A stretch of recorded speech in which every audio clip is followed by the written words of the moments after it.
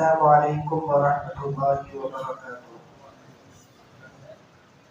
الحمد للہ رب العالمین والصلاة والسلام علی رسولہ الکریم، اما بعد، اعوذ باللہ من الشیطان الرجیم، بسم اللہ الرحمن الرحیم۔ رب اشرح لی صدری ویسر لی امری واحلل عقدۃ من لسانی یفقہوا قولی۔ معزز علماء کرام،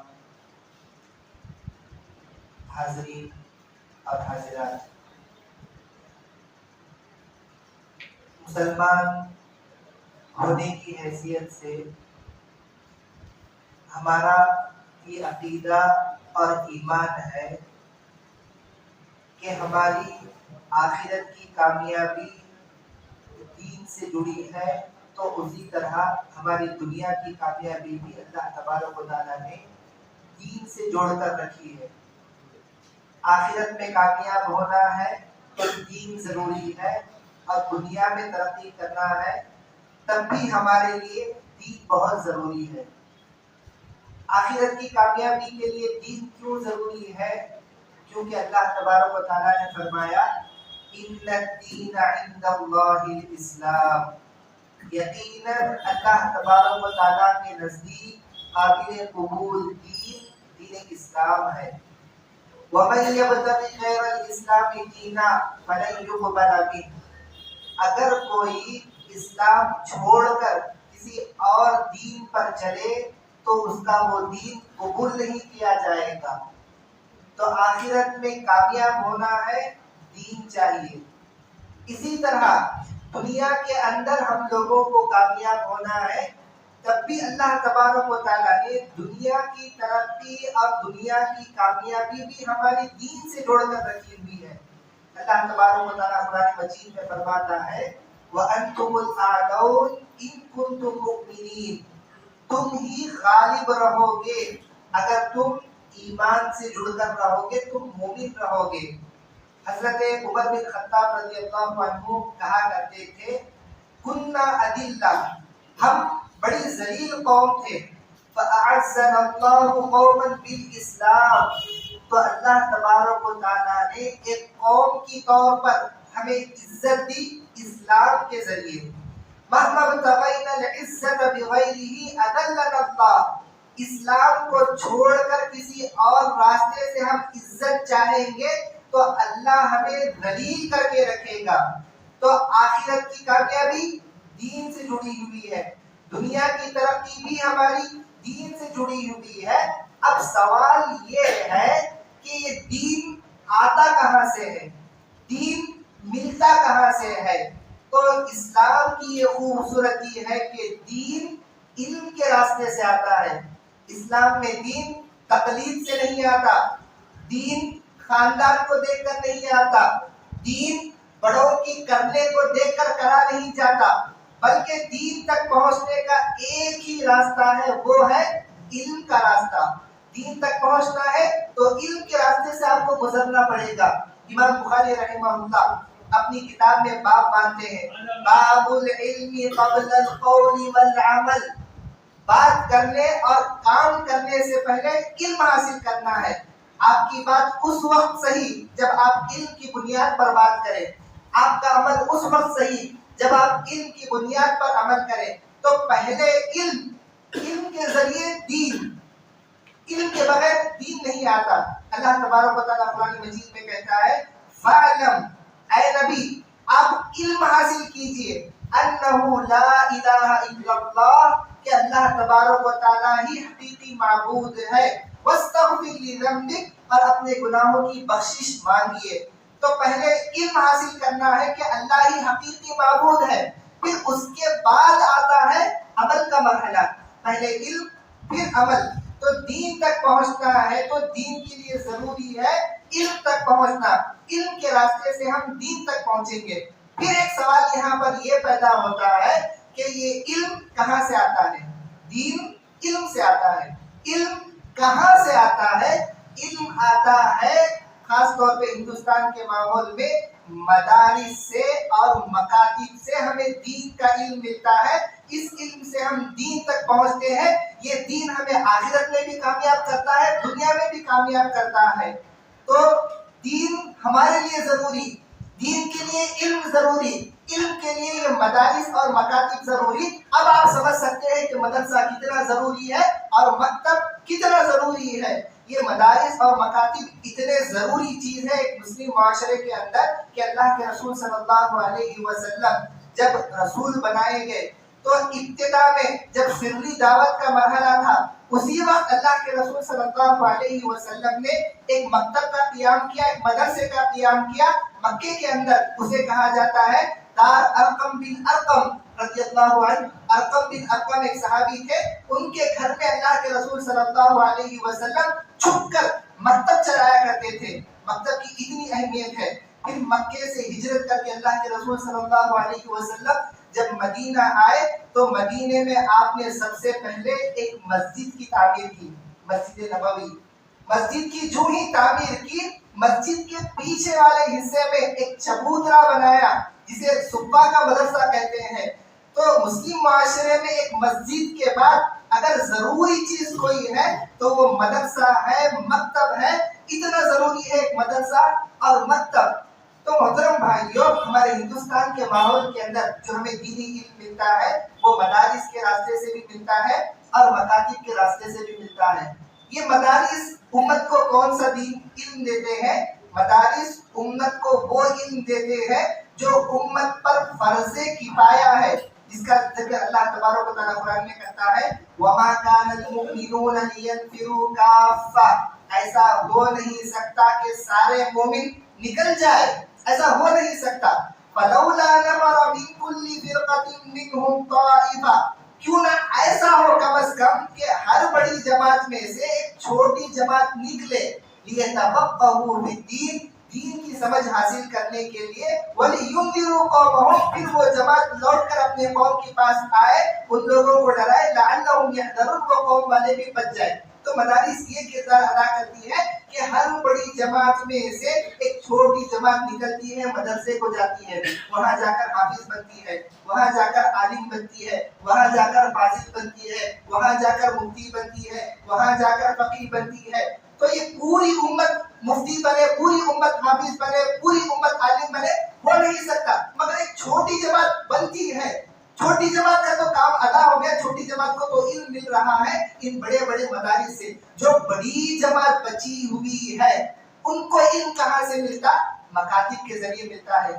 मकतब के अंदर ये जरूरत पूरी होती है इल्म की, और वो भी मकतब का इल्म फर्ज़ ऐन है। फर्ज़ ऐन का मतलब एक मुसलमान को हासिल करना वाजिब है। अगर मुसलमान वो इल्म हासिल नहीं करेगा, गुनहगार ठहरेगा, वो वालिदैन गुनहगार होंगे। वो जो अपने बच्चों को मकतब की तालीम नहीं देती। मकतब की तालीम में होता क्या है? दीन की जो है जरूरी चीजें सिखाई जाती है। मकतब में तौहीद बताया जाता है, मकतब में अल्लाह की पहचान दी जाती है, मकतब में अल्लाह के रसूल की पहचान दी जाती है, मकतब के अंदर तहारत के मसाइल बताए जाते हैं, मकतब के अंदर नमाज पढ़ने का तरीका बताया जाता है, मकतब के अंदर कुरान मजीद सिखाया जाता है, मकतब के अंदर दुआएं पढ़ाई जाती है। तो ये ऐसी चीजें हैं जो हर मुसलमान को सीखना वाजिब है। अगर कोई नहीं सीखता है वो गुनहगार ठहरेगा, और वो वालिदैन भी गुनहगार होंगे जो अपने बच्चों को मकतब की तालीम नहीं देते। तो मकतब की अहमियत के लिए इतनी ही बातें शायद मेरी काफी हो जाए। फिर इसके बाद, क्योंकि बाद में मेरे पास 10 से 15 मिनट है, बस चंद गुजारिशात मैं आप लोगों से करना चाहता हूँ मकतब के हवाले से। मकतब के हवाले से सबसे पहली गुजारिश हमसे ये है कि मकतब की ज़रूरत को हम समझें। पहले अगर हम मकतब की ज़रूरत को समझेंगे तो फिर मकतब की फिक्र करेंगे। मकतब की ज़रूरत को समझें। मैं एक आलिम हूँ तो मुझे समझना चाहिए कि मकतब की ज़रूरत क्या है, ये मकतब कितनी अहम चीज़ है। میں جس طرح خطبے کے لیے وقت نکالتا ہوں، جس طرح میں واعظ و نصیحت کے لیے وقت نکالتا ہوں، جس طرح میں امامت کے لیے وقت نکالتا ہوں، جس طرح میں اپنی ضرورت کے لیے وقت نکالتا ہوں، اتنا ہی ضروری کام ہے مکتب میں پڑھانا۔ عالم ہونے کی حیثیت سے پہلے میں مکتب کی ضرورت کو محسوس کرو، پھر اس کے بعد اگر آپ مسجد کے ذمہ دار ہیں، جماعت کے ذمہ دار ہیں، جمعیت کے ذمہ دار ہیں، آپ سمجھیے کہ مکتب کتنا ضروری ہے۔ مکتب کے اندر ایک مسلمان کو مسلمان بنایا جاتا ہے۔ میں آپ کو صبح میں بتا رہا تھا تربیت کے ذریعے ایک انسان کو انسان بناتے ہیں، مکتب کے اندر ایک مسلمان کو مسلمان بنانے کا کام کیا جاتا ہے۔ تو آپ جماعت کے ذمہ دار ہیں، مسجد کے ذمہ دار ہیں، آپ ضرورت محسوس کیجئے کہ ہمارے اس علاقے میں کتنے مکتب چلتے ہیں، کہاں مکتب چلتے ہیں۔ مکتب کا مطلب یہ نہیں کہ مسجد ہی کے اندر ہو، مسجد کے اندر ہو بہت اچھی بات ہے۔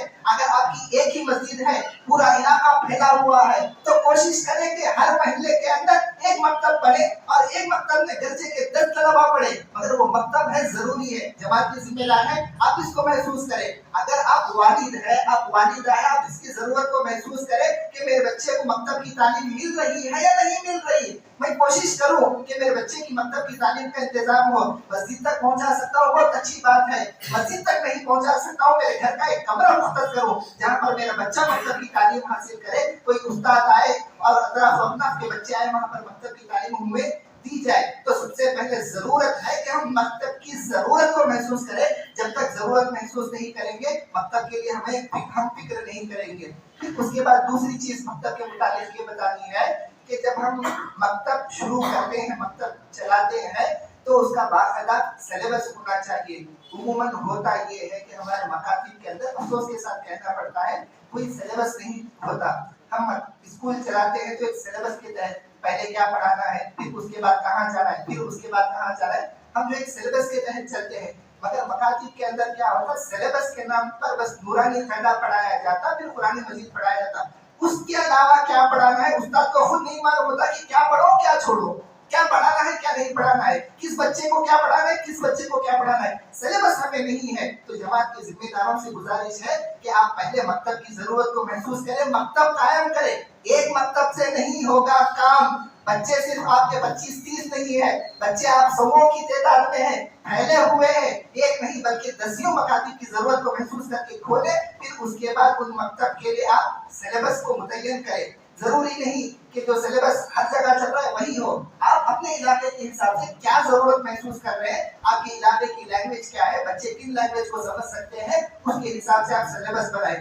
تیسری گزارش میری آپ لوگوں سے یہ ہے کہ اگر مکتب میں طلبہ زیادہ ہوں، ہوتا کیا ہے مکتب چلتا ہے 1 گھنٹے کا، 1 گھنٹے کا مکتب چلتا ہے، ایک استاد پڑھاتا ہے اور حاضر ہونے والے طلبہ جو ہے 30 کے حساب میں ہوتے ہیں، 30 طلبہ آ رہے ہیں، ایک ہی استاد ہے، تو 1 گھنٹے میں وہ استاد ایک طالب علم کو 2 منٹ دے سکتا ہے۔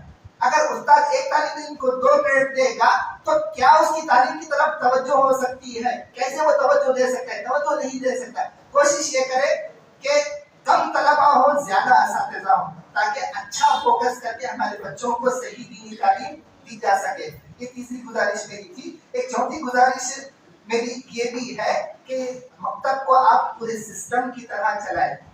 ہمارے مکاتب ہوتا کیا ہے، بچہ جو ہے سیدھا بستر سے اٹھاتا ہے اور جو ہے گھر میں والدہ ٹوپی ڈال کر مسجد کو بھیج دیتی، نہ منہ دھوتا ہے نہ کپڑے اچھے پہن کر آتا ہے۔ اس سے جو ہے مکتب کی اہمیت دلوں میں پیدا نہیں ہوتی، بچوں کے دلوں میں مکتب کو لے کر وہ سنسیئرٹی نہیں ہوتی جو اسکول کو لے کر ہوتی ہے۔ اسکول کے لیے ہم نہلا رہے ہیں، دھلا رہے ہیں، ڈریس پہنا رہے ہیں، ریڈی کر رہے ہیں، جا کر جو ہے آنکھوں میں چڑھا رہے ہیں، اور مکتب کے لیے ایسے سڑا کو لے کر بھیج دے رہے ہیں ہم۔ تو مکتب کے لیے ہم جو ایک پورا سسٹم بنائے، ان کا جو ہے باقاعدہ یونیفارم ہو تاکہ ان کی اہمیت میں اضافہ ہو، ان کا اپنا بستہ ہو تاکہ اس کی اہمیت میں اضافہ ہو، ان کے اپنے سلیبس کی کتابیں ہوں تاکہ مکتب کی اہمیت میں اضافہ ہو۔ یہ ضروری نہیں ہے، بلکہ دنیا جس موڑ پر چل رہی ہے، جس رخ کی طرف چل رہی ہے، وہاں پر آپ جس چیز کو جتنا شو آف کر کے بتائیں گے لوگ اس کو اتنا اہمیت دیں گے۔ آپ دیکھتے ہوں گے جو اسکول بڑی ہو، جہاں پر الگ الگ ڈریسز پہنائے جاتے ہو، جہاں زیادہ کتابیں دی جاتی ہو، چاہے تعلیم کچھ بھی ہو، لوگ اسے اہمیت دیتے۔ تو اسی طرح آپ اپنے مکتب کو ایک سسٹم کے تحت چلائے کہ ڈریس ہو، کتابیں ہو، بستہ ہو، مکتب کے اندر حاضری ہو، اگر کوئی غیر حاضر ہوتا ہے تو والدین کو بلا کر پوچھا جائے۔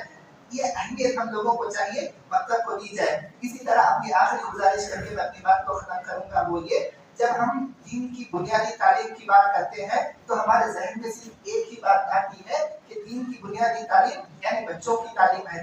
حالانکہ ہماری جماعت میں جمعیت میں بہت سے نوجوان ایسے ہیں جن کو بچپن میں تعلیم نہیں مل پائی. وہ شرم کی وجہ سے آگے بھی دین کی تعلیم حاصل نہیں کرتے. نوجوان تو چھوڑے بوڑھے بھی ایسے ہیں جنہیں طہارت کے مسائل نہیں معلوم, جنہیں قرآن مجید پڑھنا نہیں آتا, جنہیں جو ہے دعائیں یاد نہیں ہیں, اور عورتوں کے لیے مکتب کا انتظام ہم کریں.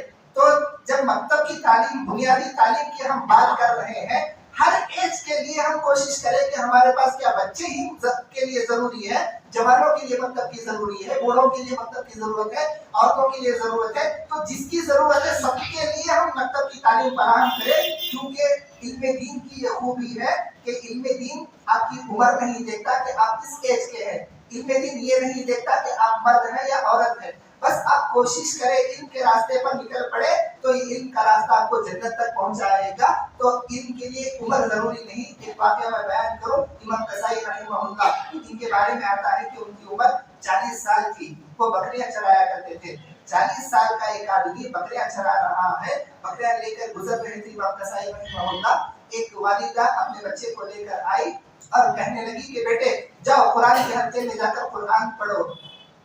اگر تم قرآن کے حلقے میں نہیں جاؤ گے تو کل کو بڑے ہو کر یہ آدمی جس طرح بکریاں چرا رہا ہے تمہیں بھی بڑے ہو کر بکریاں چرانا پڑے گا. امام قصائی رحمہ اللہ کو بڑا جو ہے شرم آ گئی, انہیں جو ہے بڑا عار محسوس ہوا کہ میں کیسا انسان ہوں کہ میری مثال دی جا رہی ہے جہالت کے اندر, میری مثال دی جا رہی ہے لا علمی کے اندر. ان کو اتنی شرم آئی کہ 40 سال کی عمر میں انہوں نے ساری بکریاں بیچ دی اور علم کی راہ پر نکل پڑے. انہوں نے ایسا علم حاصل کیا, ایسا علم حاصل کیا, دنیا آج تک انہیں کہتی ہے امام فی القراءات. قراءت کے میدان میں وہ امام بنے, امام فی النحو اور عربی لینگویج کے اندر وہ امام بن گئے. تو آپ کو یہ علم دین آپ کی عمر نہیں دکھتا, چاہے آپ کی عمر جو بھی ہو, مکتب کی تعلیم آپ کے پاس نہیں ہے تو اسے حاصل کرنے کی کوشش کریں. جمعیت کے ذمہ دار اس سلسلے میں فکر مند ہو. یاد رکھیے جمعیت اگر ترقی نہیں کر رہی ہے, یہ جماعت بڑھ نہیں رہی ہے, تو اس کی ایک بنیادی وجہ یہ بھی ہے کہ بچوں کو ہم تعلیم کا انتظام نہیں کرتے, مکتب کی تعلیم کا انتظام نہیں کرتے. کیونکہ یہ بچے جو دکھ رہے ہیں آج 8 سال 10 سال کے ہیں, 10 سال کے بعد یہی 18 سال 20 سال کے ہو جائیں گے, یہی جماعت کے لوگ بنیں گے. اگر آپ مکتب کھولیں گے غیر جماعت کے لوگ بھی آئیں گے, وہ بچے آئیں گے 7 سال 8 سال کے. کل جب 10 سال کے بعد کا عرصہ گزرے گا وہ پورے کے پورے, کیونکہ یہاں پر انہوں نے علم حاصل کیا, یہاں پر توحید سیکھی ہے, یہاں پر نماز سیکھی ہے, اپنی جماعت سے جڑیں گے. آپ کی جماعت 10 سال پرانی ہے, 20 سال پرانی ہے, وہیں کی وہی رکی ہے, تو اس کا ایک بنیادی مقصد یہ بھی, ایک بنیادی وجہ یہ بھی ہو سکتی ہے کہ ہم نے مکاتب کا انتظام نہیں کیا. اللہ تبارک و تعالیٰ سے دعا ہے کہ پروردگار مکتب کی اس اہمیت کو ہمیں سمجھ کر اس پر جو ہے کام کرنے کی توفیق دے. اور آخری بات یہ بھی کہ آپ دین کے نام پر جتنے کام ہو رہے ہیں, یہ جو جلسے اور یہ پروگرامز وغیرہ, ان کی اہمیت اپنی جگہ پر ہے. ہم خدمت خلق کا کام کر رہے ہیں, راشن کارڈ بانٹ رہے ہیں, یہ سب چیزوں کا کام اپنی طرح. سب سے اہم دین کا کام جو آج ہے وہ مکتب کی تعلیم ہے. اس ضرورت کو ہم محسوس کریں. اللہ تبارک و تعالیٰ ہمیں محسوس کر کے اس پر عمل کرنے کی توفیق دے. آمین.